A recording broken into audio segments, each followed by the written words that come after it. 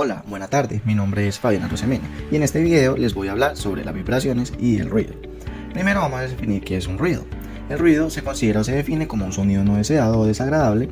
Se caracteriza por la frecuencia y la intensidad, siendo la frecuencia la que nos indica cómo es el sonido, que bien sea puede ser agudo o grave. Y la intensidad nos informa la cantidad a la cual se mide con decibeles. ¿Pero qué es un decibel? Los decibeles se identifican por el símbolo dB. Esta está empleada para definir la intensidad del sonido. Se da en el resultado de la relación entre la presión producida por una onda y la presión tomada de referencia. Ahora bien, ¿cuáles son los límites permisivos para la exposición ocupacional al ruido? Los límites permisivos varían dependiendo de la cantidad de horas que se está expuesto al ruido. Nombraré el rango de decibeles en 8 horas laborales vigentes. Estos rangos son aplicados a ruidos continuos e intermitentes, los cuales son: en 4 horas máximo 90 decibeles, en 2 horas máximo 95 decibeles, en 1 hora máximo 100 decibeles, en media hora máximo 105 decibeles, en 15 minutos máximo 110 decibeles y en 7 minutos máximo 115 decibeles. Pero, ¿cuáles efectos nocivos podría traer el ruido a un trabajador o a una persona que esté expuesto a este? Existen muchos, pero el principal es la hipoacusia, que consiste en la pérdida de la audición permanente. Aquí la exposición de ruidos muy intensos puede generar la rotura del tímpano. Existen otros como es el aumento de la presión arterial, dado que el alto volumen actúa como un estresante biológico que hace que el organismo active las hormonas nerviosas, haciendo así que aumente la presión arterial y la frecuencia cardíaca. Además de esto, puede presentarse otros problemas como lo son problemas digestivos, efectos en el sistema nervioso, ansiedad y depresión y trastornos del sueño y estrés. La alta exposición del ruido te mantiene tensionado, lo que hace que fácilmente te irrites, causando más estrés en tu vida, además de que causa insomnio. Pero, ¿cómo podríamos medir esos decibeles? ¿Con qué dispositivo? El dispositivo con el que más se utiliza es el sonómetro. Este es el más utilizado y mide el nivel de ruido que hay en un lugar y en un momento determinado. Pueden medirse dejándolo en un lugar donde se presente el ruido estático o para medir una cantidad de sonidos que llega al trabajador. Se puede colocar en el oído del trabajador y así medimos qué cantidad de decibeles está recibiendo el trabajador. Ahora bien, ¿cómo podríamos tener unas medidas de control para mitigar esos efectos nocivos del ruido? Lo vamos a dividir en fuente, medio e individuo. En la fuente tenemos que identificar la fuente que causa el ruido y eliminarlo o disminuirlo. En caso tal de que no se pueda, tendremos que hacer mantenimiento de equipos continuo. En el medio, lo ideal sería el aislamiento del ruido o encerrar la fuente y señalizar que en esa zona hay presencia de ruido intensos. Y en el individuo sería la utilización de elementos de protección personal como son el tapaoídos o copa para mayores a 30 decibeles, realizar descansos y la reubicación del personal. La vibración es una magnitud, fuerza, desplazamiento o aceleración producida por un sistema mecánico que oscila alrededor de un plano específico de referencia en una función de tiempo. Se expresa en términos de frecuencia, ciclo por segundo, hertz, y amplitud, que es la magnitud. Existen dos tipos de vibraciones que se pueden clasificar según sus características. Tenemos la vibración aleatoria, en la que consta de muchas frecuencias comprendidas en un amplio intervalo. Generalmente se determina con funciones estadísticas, ya que es totalmente irregular. Tenemos las vibraciones libres, que se refieren al movimiento que existe cuando un sistema masa-resorte se encuentra libre de fuerzas externas. El movimiento se mantiene por la transferencia cíclica de la energía entre forma potencial y cinética. Esta tiene dos clasificaciones, que son vibraciones libres no amortiguadas o transitorias, ocurren cuando el movimiento se debe únicamente a la fuerza de recuperación. Y la vibración libre amortiguada, que es aquella que su amplitud disminuye lentamente hasta cesar el movimiento y después de cierto tiempo regresa a su posición inicial. Tenemos también las vibraciones forzadas, que se producen cuando sobre un sistema masa-resorte actúan fuerzas externas a través de una fuerza oscilante aplicada al elemento o la masa o de un movimiento oscilante de apoyo. En esta también tenemos dos tipos de vibración forzada, que son la forzada no amortiguada o periódica y la vibración forzada amortiguada. Las vibraciones pueden ingresar al cuerpo por mano o brazo o por cuerpo entero. Cuando es por mano o brazo, resulta del contacto de los dedos o la mano con herramientas mecánicas, neumáticas o eléctricas empleadas en industrias de manufactura y construcción. Pueden haber transmisión a otras partes del cuerpo como la columna, la nuca y las articulaciones. Por lo tanto, los efectos no se limitan al área de contacto con la fuente de vibración. De cuerpo entero, la vibración ingresa por todo el cuerpo, suele ser por glúteo en muchas ocasiones, como lo son en los conductores, haciendo que la vibración se sienta en todo el cuerpo como tal. Estas vibraciones se pueden medir con un acelerómetro.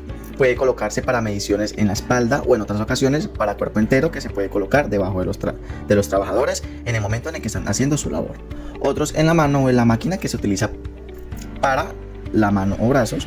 Esto nos ayuda a saber si el carro donde se trabaja o la máquina que se utiliza excede el límite permisivo de vibraciones.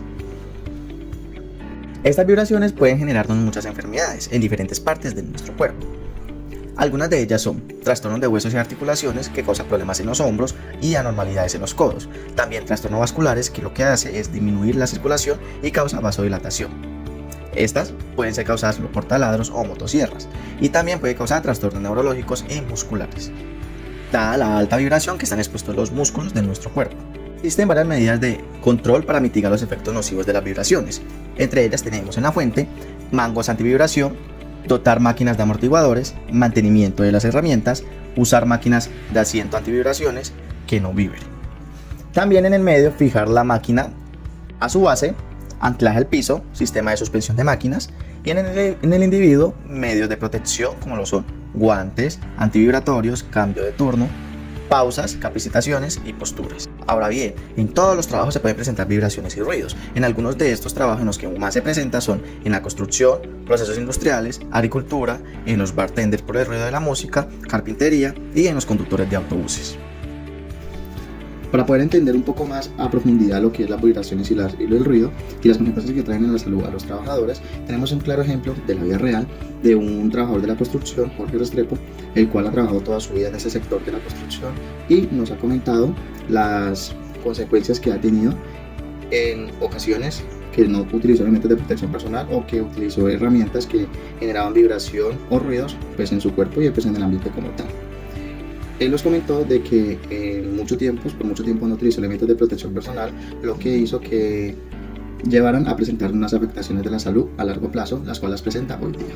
Además de eso nos comentó sobre la sensación que tiene el utilizar los elementos o herramientas que generan vibración en las manos. Con esto podemos deducir de que realmente es necesario utilizar elementos de protección personal tanto para las máquinas que generan la vibración como para la persona que las está utilizando. Con esto, para poder evitar que se tengan afectaciones bien sea a mediano, corto y largo plazo.